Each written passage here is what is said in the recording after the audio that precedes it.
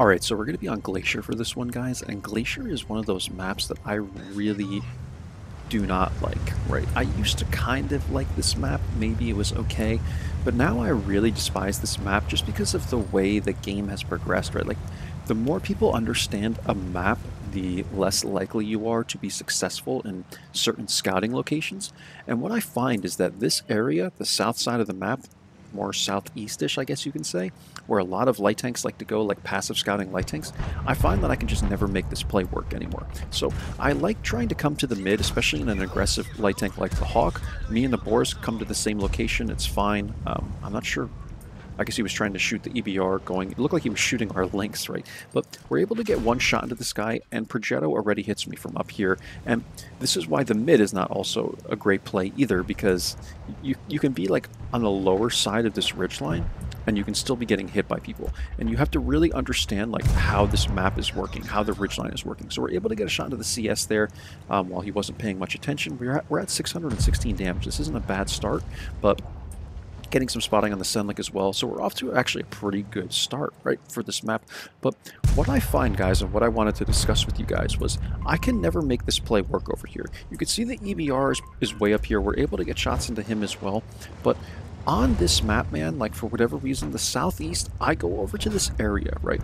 I knock down a bunch of trees, and for some reason, like, I can't spot anything.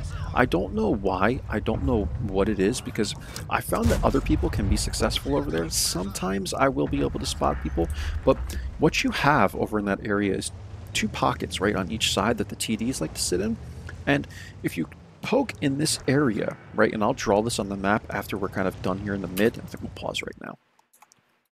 So I want to kind of draw this out for you. This is going to mess up my view range circles, but hopefully you guys don't mind.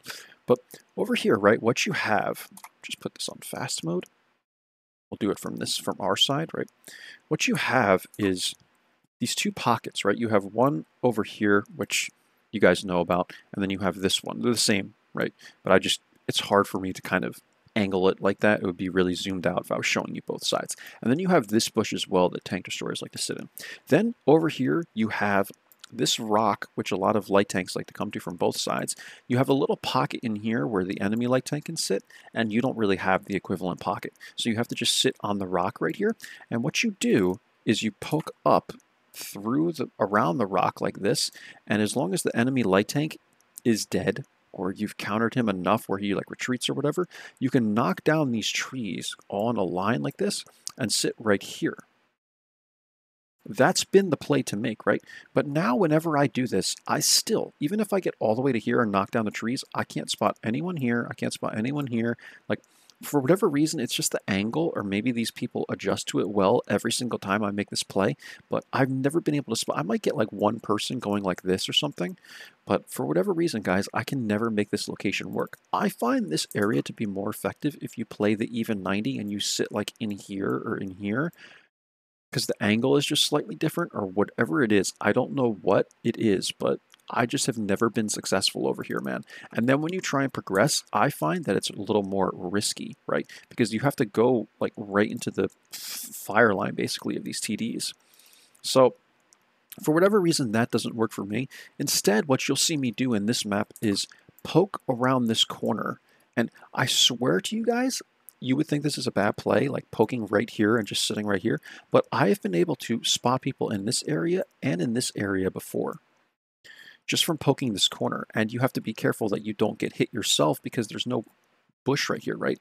But I find this to actually be almost just as effective as sitting over here in this area, for whatever reason, if not more effective. And then what you can do is if you start winning this portion of the map over here, you can push into this pocket. There's like a pocket right here that'll keep you safe from heavies over here if they decide to come back, and also keep you safe from like the rest of the map, right?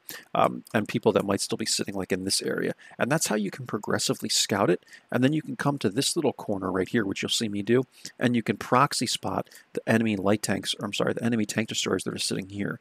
And if no one's in this area, then you can kind of start progressing through here, because you can use this rock. So you just have to make sure no one's on this corner, and you can kind of like come up like this. So let's watch kind of the rest of the game, and hopefully that outlines what I'm about to do and all. But I want to show you guys that so you can really, this kind of glitched for my HP and all that, my HP panel, but is what it is, guys. You don't really need to see it. You can still see the damage numbers and all that. So we're going to actually, maybe I can just, there we go. These like free replay camera bugs, man, like it's just the way it is. Like it's very buggy, guys. So apparently that fixes it if you just hit it again.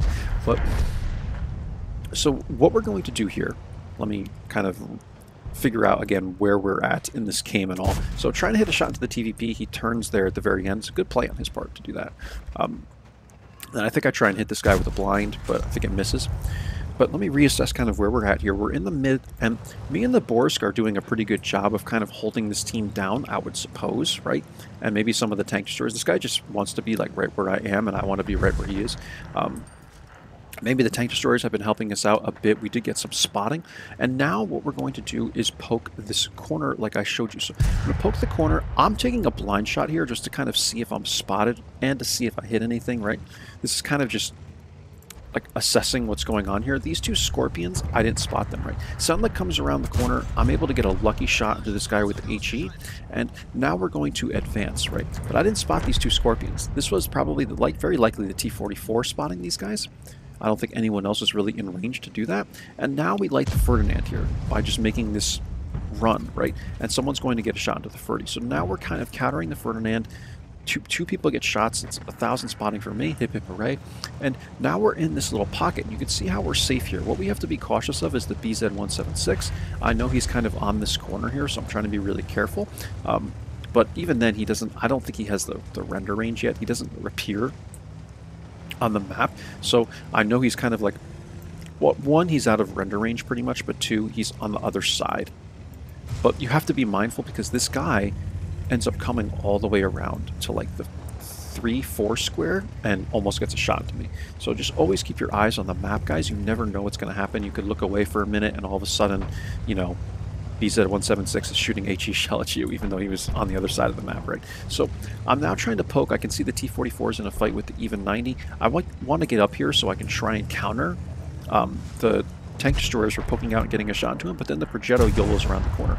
I'm able to get a really good shot to this guy, HE in the back, and the TDs are able to clean him up, and then I'm able to get also a shot into the even 90. I almost missed that shot, but it goes into the turret, and we're at almost 4K combined now, and we're doing very well in this game. I've been playing everything well. So we're going to continue advancing here. I'm going to show you kind of how I make another progressive move. I'm going to come up to this location. I'm going to knock the trees, at least one of them, right? I think I knocked like two maybe, or just sit in this one, and I'm going to poke up like this and kind of just figure out if someone is sitting in this area, or figure out if these guys are going to try and retreat or anything like that, right? You're just trying to catch people out. You don't always have to be spotting everything all the time, guys, with light tanks. You just want to try and find an opportunity, right, to catch people out. And even 90 tries to flank me here. I don't think this was a very good play on this guy's part. Like, I feel like at this point you kind of have to be defensive, and you can see the BZ takes a shot at me here, so now I know that this guy went all the way around. See how he relocated? He's all the way here now. I can't do anything to this guy. I'm trying to see if I can find a shot like into the lower area of the tank, but yeah, man, it would be really tough to pen this guy. And what I decided to do is just shoot an HE shell at him, because like I can't pen this guy. Even with the heats, I know that I can't pen this guy. Even if it shows green on here, guys, like it was red for me. Sometimes, for whatever reason, the penetration indicator does not show what it was in the game. It's really weird, and I can swear to you, like, everything was red when I was looking at it, even with the heat. So I'm not going to take that shot. Instead, I'll just sling an HE shell at him. I'll kind of wait for someone to clean him up, and then I can continue doing what I was doing before. And what I'm going to eventually do here is, once I don't spot anyone, like trying to run away or spot anyone in this area, I'm just going to take this little ridge line right here, because what you can do is advance like this and sit in this bush. You can sit in this bush right here, and if someone's sitting here, which you'll see the Scorpion was sitting right here, then you can poke this little bush and you'll outspot them, right? So I hit this guy. Very likely it went into the gun mantlet because I only hit him for 148, but I hit him and also get some spotting on him, and now we can see the Ferdy is still here. I'm pulling back. I know this ridgeline will keep me relatively safe. See, maybe if I can just keep him lit or whatever, if I have a shot to him, whatever. And we have to continue to just advance here, right? Like at this point, it's kind of on me to keep pushing into this team and spotting the team. So we spot the Scorpion here. I'm able to now get a penetrating shot with the HE. And this guy, this is, I think it was Grumpy Old Fart. Not to be confused with Old Fart Gaming. I'm almost positive these are two different people. I thought they were the same person at first, but they're not. But this guy watches my channel, so shout out to him, man. He tried his best. He's retreating here, and we're just able to get the jump on him, right? Like, we've won more of the map, and our team was just slightly better, and I'm making the proper plays here. Where I make the mistake is on the charioteer here. For whatever reason, I knew these trees were knocked down and all, but I thought that this ridgeline, or this little, like, hill, I guess you can call it, it's not really a ridgeline. I thought that this hill, this mound, was out farther, so I went to push this tank to maybe try and block, like if the TVP was over here or something like that, or even Artie, but then the TVP appears over here, and this could have been my mistake, not looking at the map. Maybe this guy had been spotted like a few seconds before I looked, but when I saw him, he was like how the charioteer is now, you know, how they kind of go dull, and he was over here, and I thought maybe this guy had come all the way back to here, but I just didn't look at the map, and if you guys run the video back, maybe you can see that. But that was why I was doing that in this game, seeing if I can spot the TVP or Artie, and pushing the tank, and just thinking that this was out further, and for whatever reason, I'm stupid, and I didn't see that this is where it ends here. And, you know, I make silly mistakes all the time, guys, but we end up taking 538 damage from the charioteer there, and if he didn't bounce me the first time, then I probably likely would have been dead here, right? If he penned the second shell, which he did, or if he penned both of them, then I'd certainly be dead, right? So I'm kind of lucky that I'm still alive in a way, and we just have to find Artie now. He ends up being over in this area, so we spot him. I'm going to go after him, and I kind of, I like jump on top of this guy, sort of. I wanted to shoot him here, but I don't know, man. Sometimes I just like messing around with people, so I just like jumped over this and hit him. Almost gave him a chance here to hit me, and then hit him in the track, and that was the game, guys. 28-15 damage, 24-97 assist, 4 kills in our Hawk 30, and that's it, guys. I'm stuck around 91% on the mark with the Hawk 30. I don't think I would need a really good run to get 95% with the Hawk 30, man. I do a lot of damage in this vehicle. I find that the Hawk 30, because of the HE shells and the really high damage standards, APCRs, that I do a lot of damage in this thing. That's why I like playing it so much, because I find that I give my team the best chance to win playing this vehicle, because it has the most view range of any tier 8 that I have. It has the most damage potential of any tier 8 that I have. It's just a really, really strong, powerful tank, man. So I average, like, I want to say I'm averaging close to 1,300 damage in this vehicle now.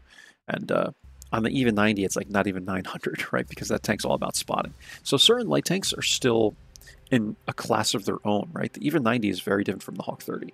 The Hawk 30 is extremely aggressive. The even 90 is like, dude, hide, because you can't do anything to anybody at all, right? Like, all you could do is sit in a bush, right?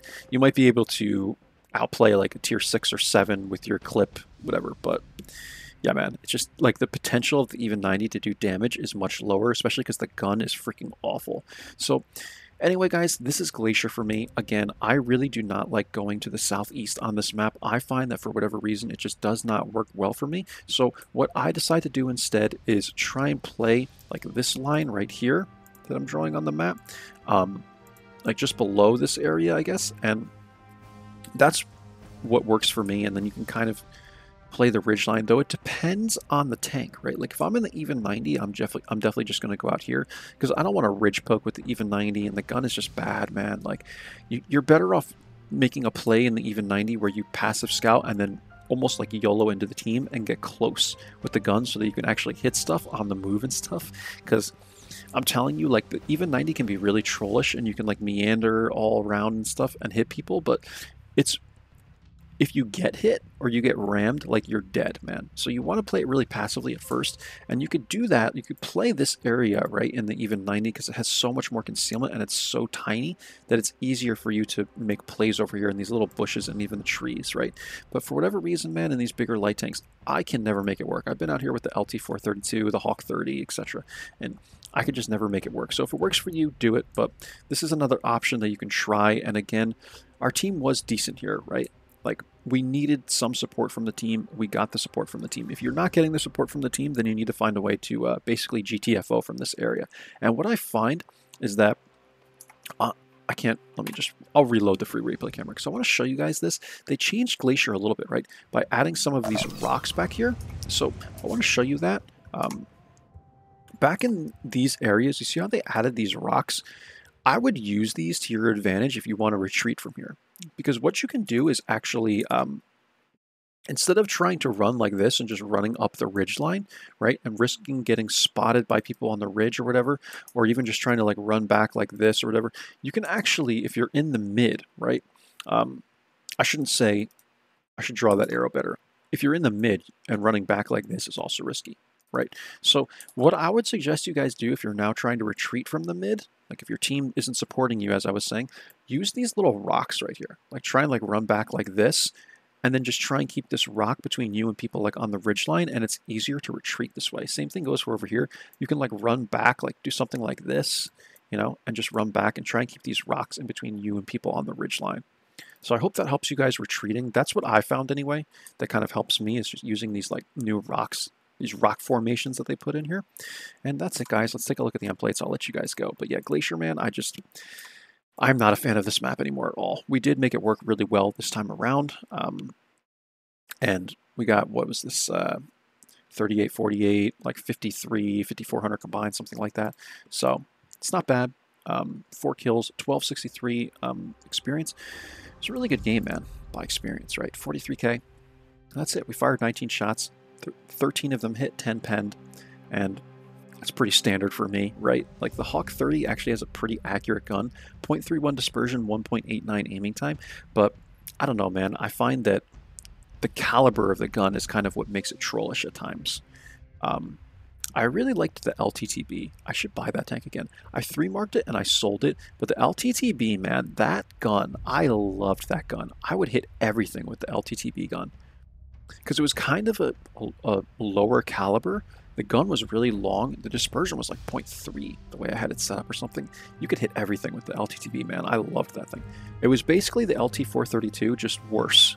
Much easier to flip over, less stats overall. The only thing that was better was the gun, if I recall. So that's it, guys. Hope you enjoyed. Hope it helps you out on Glacier. Catch you for the next one. Take care.